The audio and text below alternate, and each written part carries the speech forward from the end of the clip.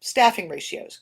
Examples of good staffing ratios, which I thought would be helpful to put here, is looking at our production to number of employees needed, revenue to number of employees needed, the number of managers needed for the number of employees we have. If we have a certain level of inventory, how many employees do we need to maintain that? Customers or customer orders relative to the number of employees, labor costs, etc. And so we can go through a list. And every company has ratios that they set up for themselves. For a certain number of sales, we've got to expect certain, the number of sales reps we might need for the number of sales that we expect to have. So everything is linked back to, driven by the customer, driven by demand, and then looking at the number of employees we need in order to meet the demand from customers in terms of sales or production.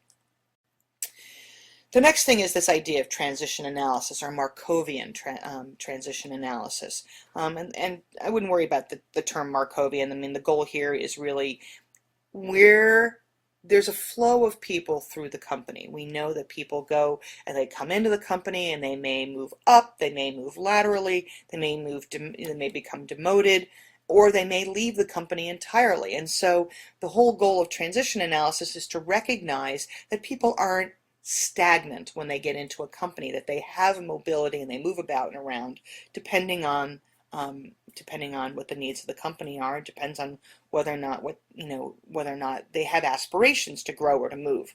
So the whole goal here is that there may be different positions where people are moving, growing, exiting, shifting around as need be, and we need to keep track of that for our forecasting needs. So the first thing we do with our Markovian transition analysis, if you move on to your next slide, which would be, I would assume, slide number 22 of 31, we're looking at a probability matrix. And what we want to look at is traditionally what percentage of people stayed in the same position, what percentage left the company, what percentage got promoted, what percentage did lateral moves, which percentage demoted. And we can look at what that transition is. And for example, you've got a number of different positions. For example, full-time customer service rep, part-time customer service rep, supervisor, and manager. Now, a person can move from full-time to part-time. They can move from full-time to supervisor. They could move potentially from full-time to manager. They could exit. So you notice you've got 1, 2, 3, 4, 5 options. A lateral move, for example, would be moving from full-time to part-time. It's not necessarily considered a demotion because they're both considered level 1 employees. Immediate promotion would be from level 1 to level 2, would be to supervisor. A demotion would be going from 2 to 1, or 3 to 2, or 3 to 1. Obviously, exit is a separate category entirely. So you get the idea. Each one of those numbers in there are reflections of percentages. The bolded numbers are people who stay in the same position, the retention rate basically. The full-time customer service rep retains 40% of their employees, part-times retains 50, supervisors are retained at 85, managers are retained at 65%. So it gives you a sense of what the flow tends to be on an annual basis. So moving on to the next slide, we take the percentages and we translate that into hard numbers. For example, we know that we have 400 employees at the full-time customer service rep. We know we need 400 employees typically.